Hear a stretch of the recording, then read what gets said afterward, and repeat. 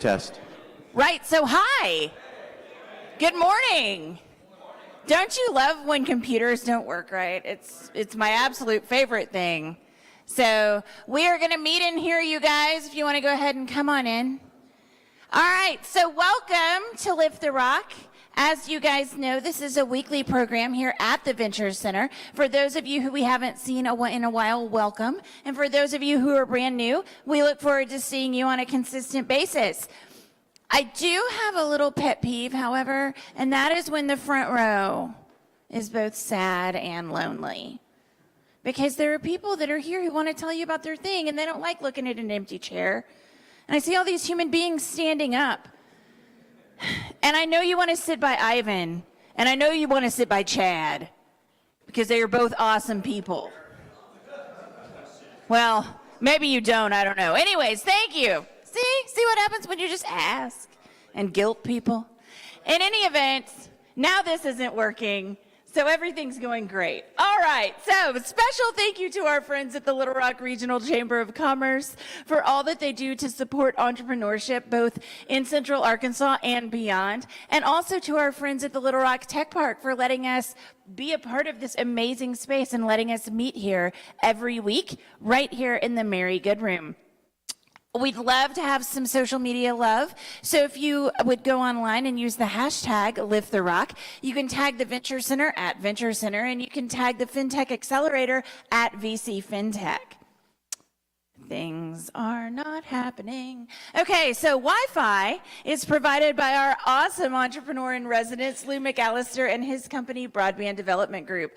Broadband Development Group's Hyperleap product is 1 gig up and down, and all of the Venture Center's members get to experience that screaming fast Wi-Fi. For information on how to become a Venture Center member, you can talk to any one of our staff members or mentors that are in the room. And if you're not yet a Venture Center member, you can hop on to the Little Rock Tech Park's wide open Wi-Fi. We're going to go to the next slide. Maybe, if all things are equal and life is good. So we have a quick little question, and we can go to the next slide. What do entrepreneurs really need to be successful? It's connections, right?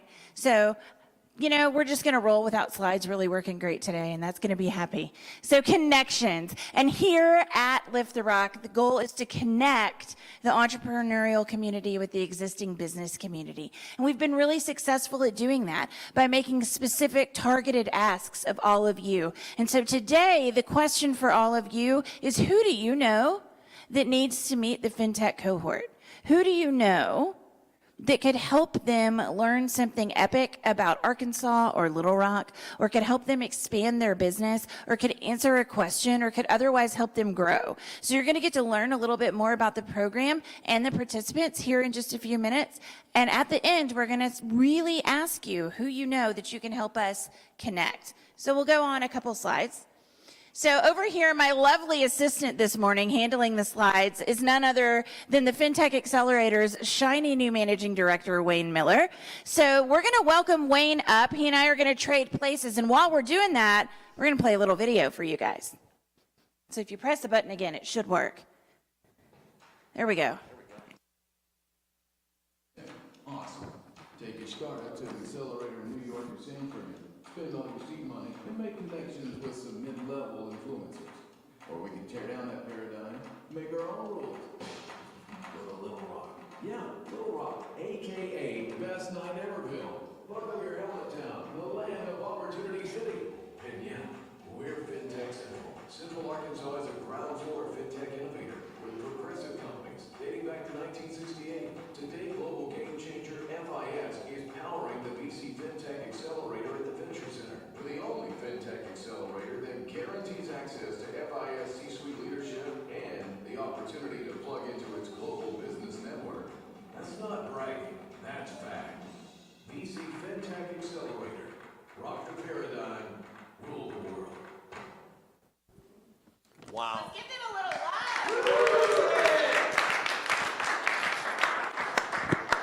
Well, good morning, Little Rock. Great to be here with you guys. And I'm the managing director of the FinTech program. And these are the companies that are going to change the world. The program, as you can see from the video, what really differentiates us, besides being here in Little Rock, and as I say to these guys all the time, take a quick inventory. If you were starting a small fintech company or a startup and where they are in their growth and so forth, where on earth would you want to be in the entire universe but right here in Little Rock working with FIS, and the three things that make this important for us, which are connections, which Jessica's talked about, content, and that's our curriculum to help accelerate these programs, and lastly is investment. So we're here in a very rigorous 12-week program where we call upon the community, the mentors, the people at FIS to make these connections and help these folks validate their business models and help them get to market more quickly. What we're going to do this morning is we're going to have each of the companies stand up real quickly and give you a 60-second pitch about what they do and who they are. And I want you to give them one interesting fact that the community might want to know about each of you in terms of our theme today. Okay? So you can think about that. Who would like to start? Let's say who you are, your company, where you're from, and then your 60-second pitch. How's that? Hi, I'm Kathleen Craig. I'm the founder of Plinkit, so in the upper right there. What we're making is a goal-based micro savings account and digital platform that we license to community-based banks. Banks struggle right now. 1 in 4 Americans have $0 in savings, and banks haven't changed their savings account products in about 100 years. So since my grandma opened a savings account, so we're working to help with that. What we're looking for right now, we're in the middle of a seed funding round, so we're looking for seed stage investors for fintech, and then also introductions to community-based banks would be great for us. Something interesting about me is that I'm the daughter of an entrepreneur, and so you go one of two ways when you see an entrepreneurial parent. You either run from it or run towards it. I ran from it for a long time, and I was actually the VP at a bank and liked that stable income and stable employment, but eventually it kept calling to me, and I made the leap and founded my company a few years ago. So, thanks.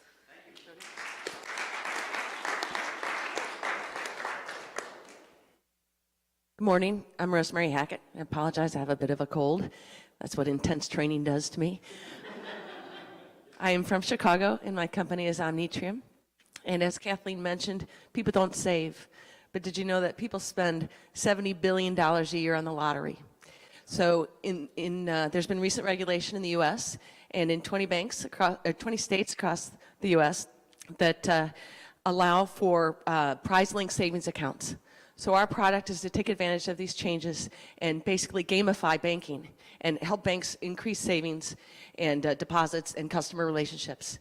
And let's see, something unique about me is that for almost 6 years, I was a CIO at Midway Games, which people know for Mortal Kombat. So that's it. Thank you.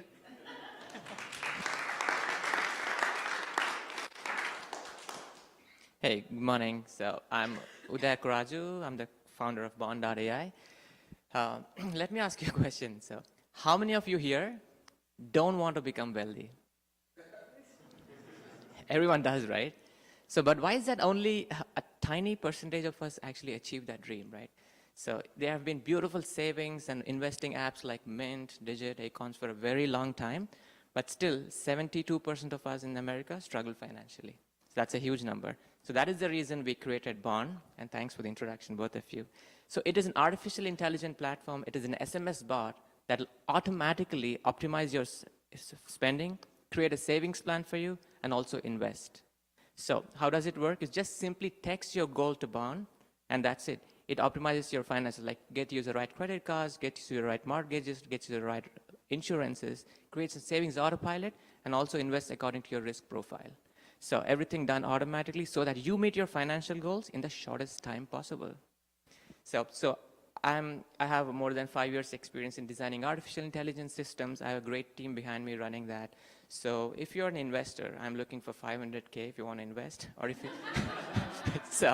or if you want to just become rich automatically, chat with Bond, subscribe to us. Yeah, that's about Bond. So something unique about me, so I've been in this industry, so I actually had this personal problem of overcoming my financial stability. So I actually implemented this process before actually starting Bond. So any financial advice, anything, how to design your financial lives well, you can ask me for sure. Yeah, that's it. Thanks.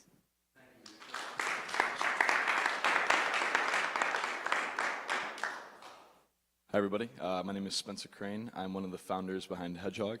I think you can figure out which logo is mine. So the entire goal behind Hedgehog is to enable people to invest in and alongside their networks. So what does that mean? The current process right now of actually investing with a fund manager or investing with your friends is pretty tedious, and most of it occurs offline. So about a year ago, we kind of decided we want to change that and make that a lot faster and a lot more fun. So using a variety of smart contracts, basically what we can do is let you actually invest in your friends' accounts and also invest in fund managers online. And basically, if you can convince somebody that you've got an awesome investment idea, you can earn a little piece of that also. So interesting fact, I am from Detroit, Michigan, so I am the only person that thinks Little Rock is expensive. But overall, awesome. I'm willing to pay for the sunshine. Right now, we're in the middle of the product development phase, so really looking to have conversations with anybody that's in the financial services industry, anybody who already manages their own money, whether you're a retail investor or a hotshot fund manager, really looking for a conversation. So, thank you.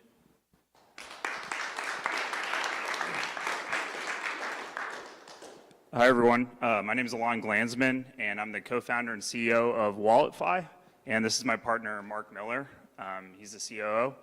And I'm one of 40 million millennials that has all of my cards tied to 3 to 4 credit cards. And everything is tied to those 3 to 4 credit cards on a recurring basis.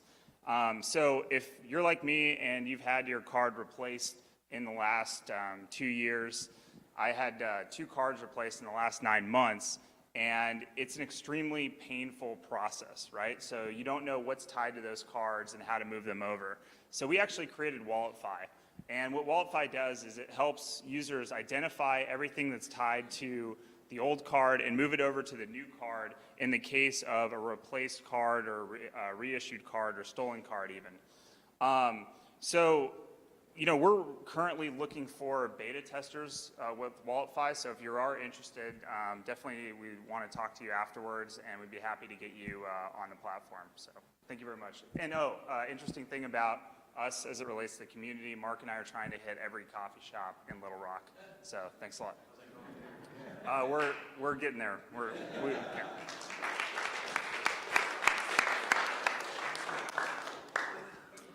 Hi, I'm Grant Taylor. I'm the co-founder and CEO of Quotanda, and our mission is democratizing access to education. So really, we are helping make students' dreams a reality. In the US, we take kind of education financing for granted. We have access to the federal student loan program and a ton of private lenders, which have, proliferated over the last 10 years.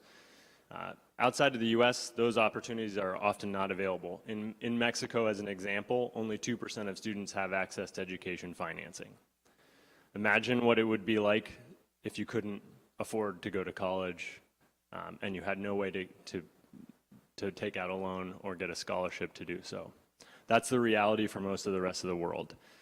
So my co-founder actually built and pioneered this industry in the US. He launched the top student loan origination and servicing business, originated over $4.5 billion worth of student loans with banks like Wachovia, startups like SoFi or Common Bond, which you may have heard of. We're doing the 2.0 international version. And our goal really is to help millions of students achieve their educational dreams. So I'm really excited about that and about being here in Little Rock with FIS that I didn't realize until recently runs the software for 53% of the banks around the world. So that's an incredible network for us to plug into.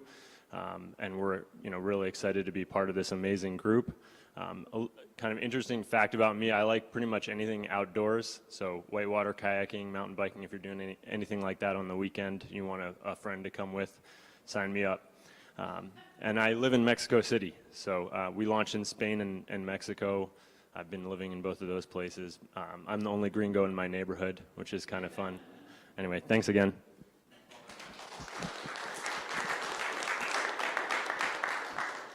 Hi, I'm Susie Barakat. I'm the founder of eGiftify, and we created eGiftify to be able to bring to merchants, to smaller and medium-sized merchants, the same technology that the big ones had.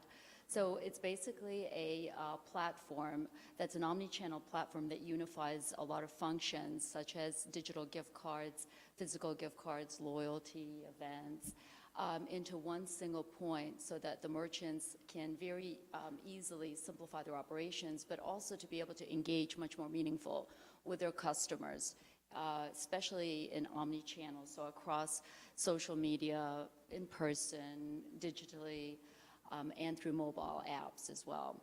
And we actually launched it, interestingly, here in Little Rock, Arkansas, even though I live in London, with my own family's group of restaurants. So it went really well here, and it's now being used by Virgin Hotels, Benchmark Resorts. So now we're moving into banks, because banks have come to us and said, we'd like to use the same technology to be able to engage with our customers in a more digitally fast, engaging way for expressing our loyalty and gratitude to them, but as well to be able to offer add-on services to our merchants and to be able to offer better offerings to our individual customers. So we're excited about moving into the banking industry and hopefully doing it here in Little Rock. We're looking for connections for the first few banks that we want to launch. So thank you.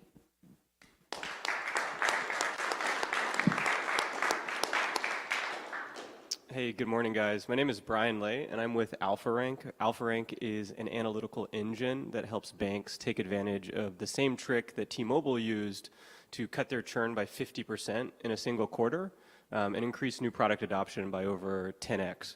So what we do can best be explained as, do you guys know how sites like Facebook, LinkedIn, and Twitter have been collecting information on how you know your friends, sometimes called social graph data? And do you guys know how every time you use a card or swipe a card, it generates a little transaction string that says person A went to this merchant and spent this much money at this time? Does everybody know that? So the big idea basically is, as simple as that transaction string is, it turns out if you can get tens of millions or even hundreds of millions of records of it, you can use that data to duplicate Facebook's social graph and actually take it a step beyond that and build a social influence graph that shows how information flows through networks. So that is what AlphaRank does, is we build that social influence graph layer. And our thesis is that this technology is already being used in telco, drug pharmaceutical sales, and fraud, and we believe it's going to enter into the retail market, both retail banking and retail from a merchant perspective, and we're looking to own that entire layer. So that's what we do. Thank you.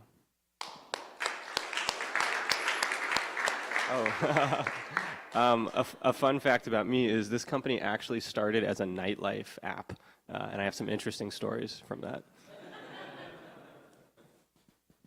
Good morning. How many people have an IRA or 401k? Show of hands.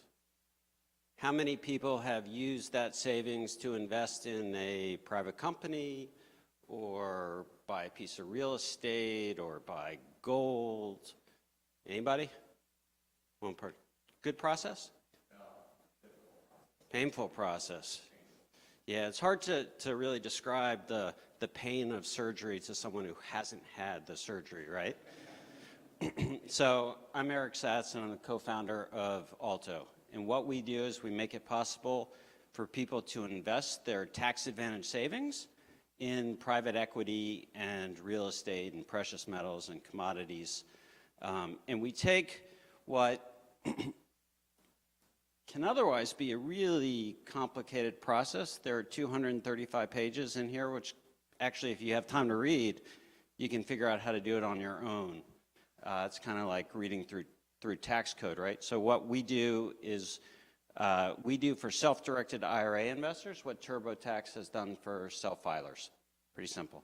I'm an active yogi participant, and my goal is to hit every yoga studio in Little Rock in the next now 11 weeks.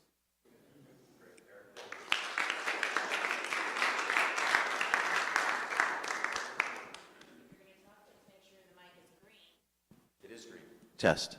Yes. So little tip here at the Venture Center, if you're ever using a mic, green means go, right? So just pro tip there. So this is your chance to ask some questions. We're going to pass the mic around this morning. So anybody have questions for these guys? I saw note taking, so I'm pretty sure that lends to questions. Yes, no? No questions? I know you have one. You do? Okay. Eric, great. I think this is a great idea, and it's not an easy process to invest personal money in a private company. Are you setting up trust, or how are you doing it? And are you active now? So we are not a trust company. You ask a great question, though. So a trustee or custodian is required, part because there's annual IRS reporting to maintain your tax advantage status, but we connect to the trust. We are negotiating with permanent partners for that custodial piece right now. So you can sign up as a beta user, and we'll let you know when you can do that. We ran a 7-day pilot, spent a little bit less than $5,000, attracted about 400,000 hits, and we've taken one person through the entire process. They've transferred more than $300,000, and now they've brought a closed-end fund that they're investing in onto the platform, and then we turned it off. Like, we know it works. We want the permanent custodian in place. Anybody else? I feel like everybody's shy. Oh, nope. John has another question. The other 9, talk to him about investors, because that's where you're going to want to go to get your investment, is get folks, your family and friends who have large net worths. You don't want to do this with somebody who's got $500,000, that's all they've got in retirement. But somebody's got millions of dollars in retirement, it's exactly where you want to go to diversify that portfolio possibly. You're welcome, Eric. I'll just take a small percentage of what you get. There'll be a transaction afterwards. Maybe I can broker. You've got one? I have a question for Wallify. So how does it actually work? Like, is it, because the reason I asked, I recently lost my wallet, so I had to like do all that, but I forgot, I got all my bills transferred except one, which is my car insurance. And then I get a letter in the mail saying, your policy has been canceled. And I was like, I've been paying, but I wasn't. So now I had to like back pay. So whenever you were talking about that, I was like, that's brilliant. What has that been all my life? So could you explain more like how it works and how does one sign up or go for it? Yeah, no, that was perfect. I planted him in the audience. Quick question for you. What was your process? Like, how did you actually get everything back up to speed? And then Yeah, so I just had to call each one. So like my New York Times, that's a stupid one, but like, you know, like my card payment, had to give them my new card. What else? Like my car insurance I didn't, but I basically just called each and every one, like my car payment and my mortgage, stuff like that. And it took forever because I was like, all right, what bills do I pay? Because I'm so used to just it withdrawing that you kind of forget what bills you pay, which is what happened with the car insurance. Right, and that's the way most people do it right now, right? Some people might be more organized. I'm not one of them, but they have like an Excel spreadsheet, and even then it's kind of difficult. So you could either have Wallify already downloaded on your phone, or you can download it after the fact, right? And it'll basically pull in, you can log into your bank, and we'll identify all of those recurring charges and subscriptions for you. So there's nothing you need to do from that standpoint. You just log in your bank, and then you'll see your Spotify, your Netflix, your rent, your Geico. And then you can actually click into each one of those and move it over to the new card that's been reissued to you. So you can, when you log into the bank, you'll have your old card there and your new card, and then you can take those and move them over in the app. So there's no break in service, and the banks don't risk losing you as a customer, because in that 5 to 7 days, right, where you're trying to figure everything out and they're sending you the new card, there's risk of you just pulling out your wallet and grabbing any card in there that's still active and paying for those, Netflix when they send you an email, come back to Netflix. Mm-hmm. And so we get that process a lot in a better and quicker way. Awesome, that's brilliant. Sounds like a beta tester, maybe? Okay. Okay. Here, I'm gonna give you mine, Chad. Several of y'all asked for introductions to banks. So there are several of us who have connections with lenders here in the area, but which sort of person in that chain should we introduce you to? I mean, I could introduce you to random, banker or CEO or tech person, because, your goal is for the right connection to go up to the chain of command to a true decision maker. But if you don't talk to someone who understands what you're doing, you've wasted the meeting. I can speak to that. So for us, we tend to like talking to someone who's in the credit card division, or someone who's attached to a P&L, in particular interchange revenue. that works best as an initial test in a C-suite or an SVP of marketing.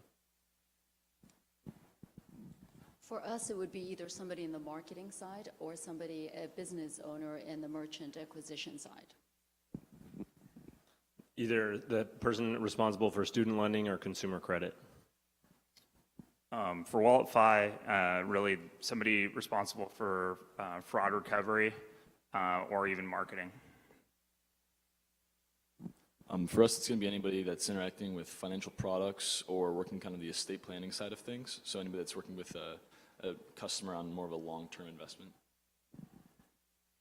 Yeah, I think for us, somebody in charge of the wealth management of customers in the wealth management division of the bank. So, I think it would be marketing for someone who is responsible for increasing deposits and accounts and customers.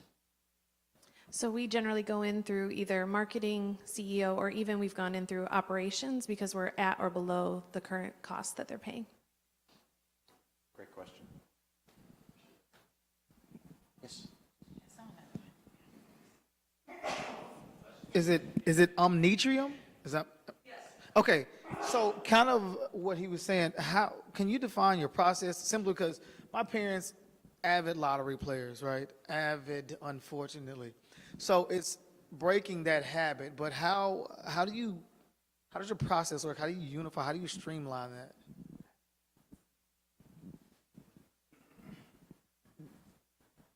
So the idea is that a bank would have use us as a service for Omnitrium savings accounts.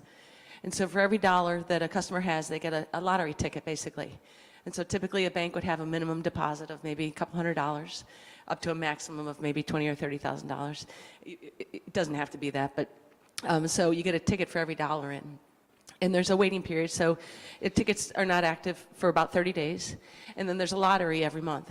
And so the lottery every month draws from all the tickets, from all the savings accounts at that bank, and the prizes, depending on the budget of the bank, right? The prizes can be, $100 a month, and they give out maybe $100 prizes, or quarterly prizes of $1,000. The key here, difference between the lottery and this, is that they don't lose their base, right? So all their money stays there, and they have an opportunity to grow it. I just have a case study example. In the UK, they've done this since, I believe, I can't remember, 1956 or 1958, and 1/3 of the population participates. That's 21 million people participate there, and they've given away millions of dollars. So it's very proven in other countries, and as I said, it's recently legal in the U.S. But it's just a simple way to encourage people to save and grow their wealth. Does that answer your question? Okay. Arkansas is one of the states that's allowed the regulation. How many states are there? 28? My chart says 20, but as of yesterday or the day before, there's a couple more, so it's 22 right now. Excellent. Brian, I had a question for you with AlphaRank. So social graph data, I'm curious, you mentioned, say, Facebook as an example. They built a platform, millions of people signed up, and that's how they begun to glean that information. There certainly are lots of companies that track data. I mean, groups like Axiom here in our area are large data holders. How do you go about getting it? Do you create a platform, get people to sign up and volunteer to get on there, and now you begin to get it? Or do you go and buy the data from other great... What's your main thought on how you acquire enough data that it becomes a relevant stream where you begin to see that layer that you were talking about? What are your plans for acquiring that information? Absolutely. So we've already done this for a couple banks, and I think several $1 billion in transactions. So the counterintuitive thing is that most social graphs, and you clearly kind of know what you're talking about, most social graphs are what's considered explicit. So explicit means that you and I would be connected because you added me on LinkedIn, or if I called you, that would be an explicit connection, or if I emailed you. AlphaRank uses a different technology called implicit, an implicit social graph. So we don't ever know that two people are connected. We're statistically inferring it using only the transaction data. So there's no consumer input. We take data the bank already owns, the receipt data, basically, those millions of transactions, and we basically convert it into social graph data the bank can use for their marketing operations. So how it works specifically is, imagine that we both live in Little Rock and we're using the same card. So a new merchant opens up, like a restaurant, and you go to it, and then a week later I go to it. That could be less than 1% chance you're influencing me. It could be completely coincidental. However, if that pattern happened 7 times in 4 months, that's almost a 95% chance that you're influencing me. It's just not random. So if the dots are people and the lines are how they are connected, we draw the line when we're more than 80 to 85% confident. Does that make sense? Great. I have a question for eGiftify. John Alwyn is someone I know who actually was talking to me about eGiftify. What does the platform look like? I work with a lot of small businesses.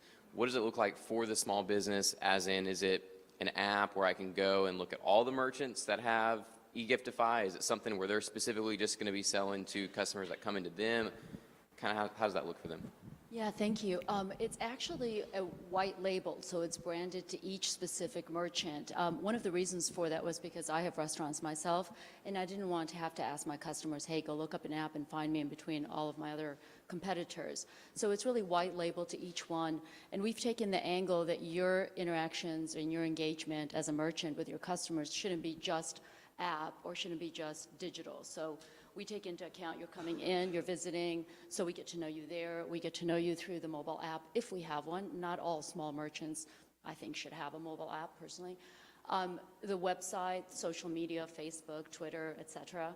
So we're basically both selling through all of those mediums for the merchant, as well as collecting information so that if I'm going to send you, for example, a gift or an offer, it's more targeted and I understand who you are better. For the merchant, it's really simple because it's one screen. One of the things we realized as we built it was it needed to work, for example, in a restaurant setting, where in my own restaurants, you're not going to get a manager to really be a marketing expert or a tech expert. He needs to look at one screen and just basically preset some campaigns and he's done. So that's kind of the engagement between it. And we've made it really affordable so that to start, if you're little, you can start really easily. And if you're a much bigger operation like a group, we can tailor it and start it a little bit differently. Thanks. You know, as having owned and operated small businesses, I think one of the beautiful things about what Susie's doing is how easy it is for the merchant to do it. You know, it really is truly better, faster, and cheaper, and you don't have to be, you know, a nerd to figure it out, right? So it's something you can stand up very quickly. Great solutions. Any other questions? So this is an impressive group, huh? So we took 300 applications from 30 countries, and these are the 10 companies that made it through the vetting, and we're delighted to have them, and I think you can see how they're generally going to change the world, and we look forward to it. James, did you have something you wanted to add?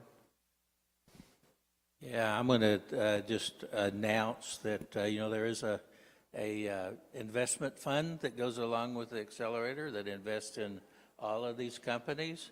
And if you want to invest some of your retirement money or some of your other money and have ownership in all these companies, the VC FinTech fund still has a few units left.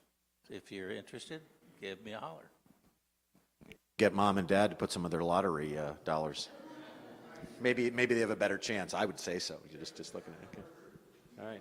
Well, thank you all very much. I think this concludes our program. Yeah, I'm going to steal the mic. So there are little cards that look like this, and your job is to indicate on those cards. Are the cards not here? What's happening? Okay, I'm going to go get cards.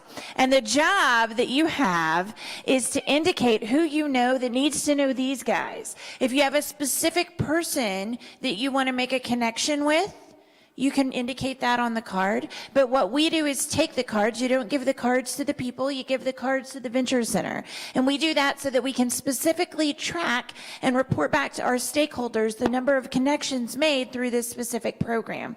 Now, today, it was a big ask, right? There's a lot of people. So it may be that there are a lot of cards that you need to fill out, or maybe you need to send an email to me or Ashley directly. That works today.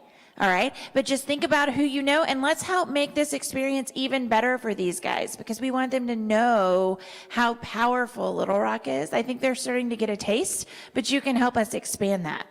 Okay, so we'll look forward to seeing you back here, same time, same place next Tuesday. Oh, Collins has a question. Yeah, it's actually not a question, but it's for you guys in the cohort. I sent you a Slack and said the next meeting is going to be up on the 6th floor for acoustic reasons, but this worked okay in here with the microphone, so we'll just stay down here. So ignore the Slack and just stay here to meet with Scott. Yep. Anybody need a card? All right, so give them some love.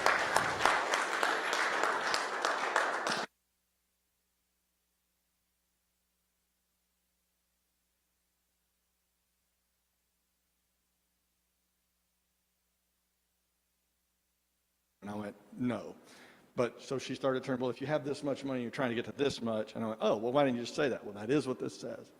So I have no background in theoretical math, but the ability to kind of cross-tie the history that math logic went through, it ran back through some of the work in telecommunications, which lit up in my brain from a former life.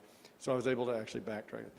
But as Brady said, when he was trying to start a business, he said he didn't need a lot of platitudes. He just needed someone who would invest in him so that he could pay his legal bills. And I thought, you know, this group might resonate with that. Why don't you come down? So I've just invited Brady to come join the class today. So he's a good man. The part that's interesting to me is I got to know some of the guys last year, and actually still one of them was in my office last month. I still don't know exactly what to do to help him, but we still talk, and he's making progress, and he's got his ball